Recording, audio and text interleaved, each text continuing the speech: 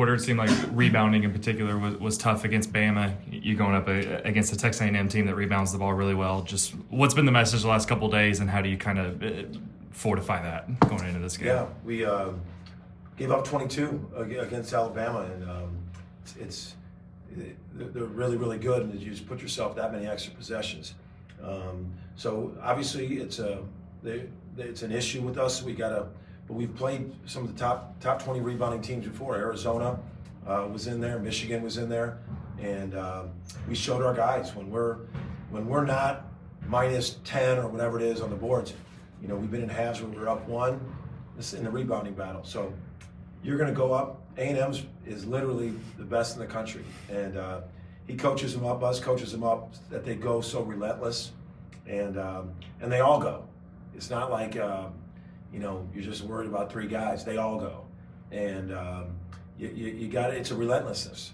You got to go get it. You got to go get it, and that's a thing that really obviously hurt us against Alabama. That we've got to be ready for against A&M. Does that just sort of start with the guards? The guards got to have more. Everyone's got to help. You can't play 13 minutes and have one rebound. You can't, and we've called guys out. We've challenged them. It's like, you can't play these kind of minutes and not get rebounds. And every guard is included in that.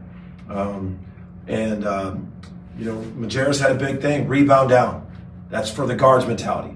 You're on the perimeter, you just can't sit there and watch. You got to look, box out, and then go rebound down, go get it.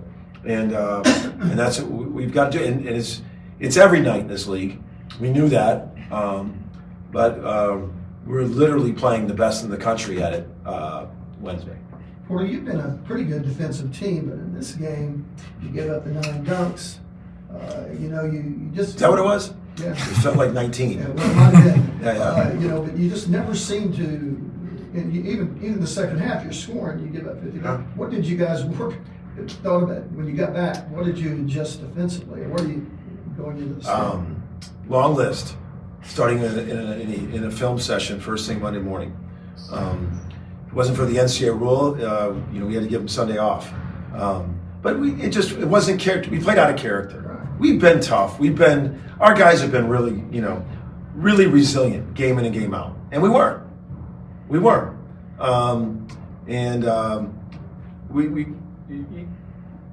not going to beat any team if you're not, much less in this league. You've got to be ready for relentless physicality. I think I think we little bit let our offense dictate our defense. We started out, got some stops, they had 7 points at the media, and I think 4 of them were on offensive rebounds, and we did some good things. We were talking about the rebounding, and then we just seemed to miss some shots, and then it just kind of gradually, we didn't have that same intensity, and you can't do it. You can't do it. In this league, the teams are so good, you're going to have runs against you, you're going to miss shots, you're going to get shots blocked. You can't let anything affect your edge, your mentality, your toughness, and your defense. Or you talked about it for the game the other night, Sears really kind of controlled the game for them. Yeah. It seems like Taylor's that guy for Aiden. Just how important is going to be slowing him down? What do you have to do to kind of get him off his rhythm? Elite player. Elite player, scores at all levels. And he's such a veteran, and he's nothing rattling, there's nothing he hasn't seen. You want to do this to me on this ball screen? Fine. You want to do this? Just an elite player. Competitor, uber competitor. Just got a ton of respect for him, just watching him from afar, and then now diving into him. Elite player, and then he's surrounded by a lot of elite players. Buzz did a great job of putting together a team. They got rebounders, defenders, shooters, key guys. They really got a great team. Porter, heard Bryson say last night that you guys had your best practice of the year yesterday. Just how have you seen the guys respond from the Alabama loss, and then also just how much does it help having older players on the roster? It helps having older guys because you can tell them the truth. Sometimes younger guys hear the truth and it gets them uneasy, gets them in their feelings. Like that's uncomfortable hearing my coach say that, or embarrassed. I'm embarrassed.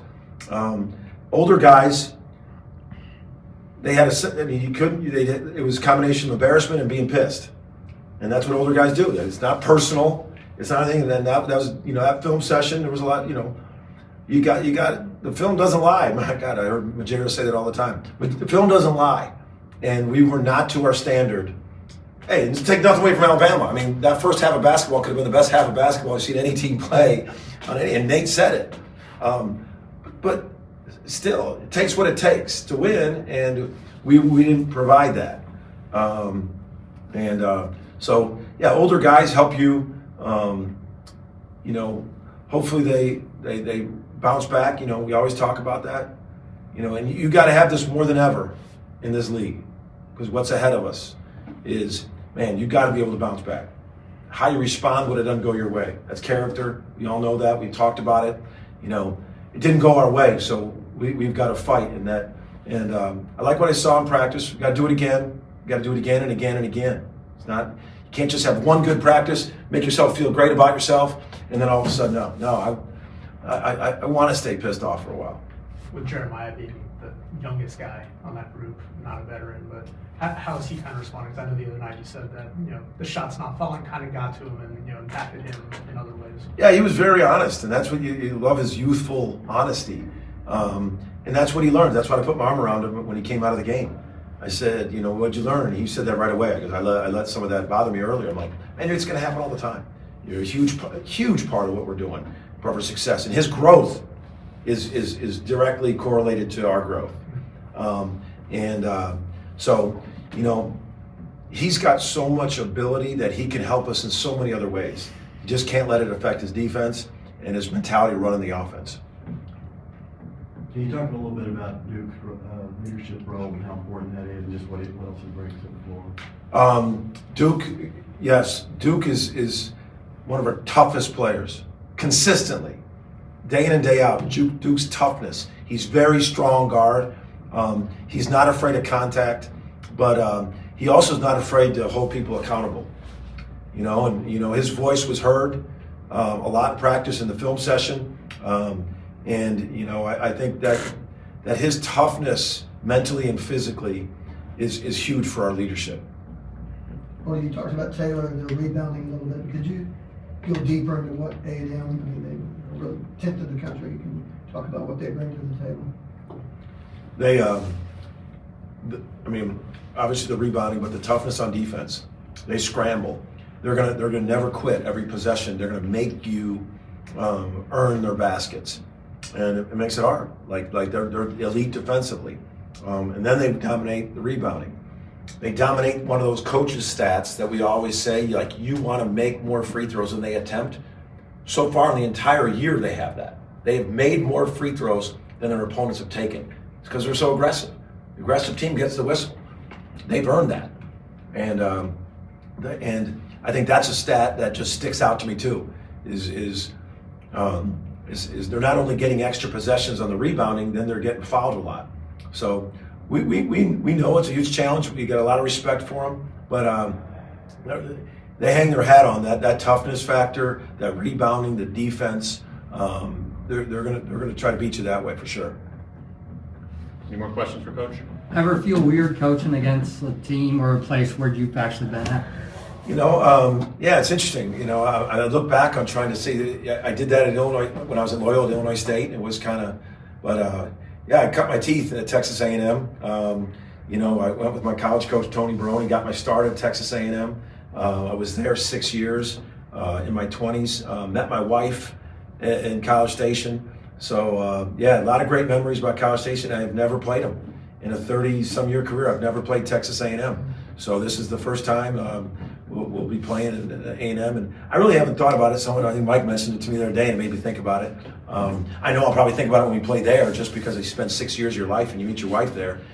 She went there, but honestly, it's been 72 hours of being pissed and about rebounding. So that's the storyline. Right, thanks, Coach. All right. Thanks, Porter.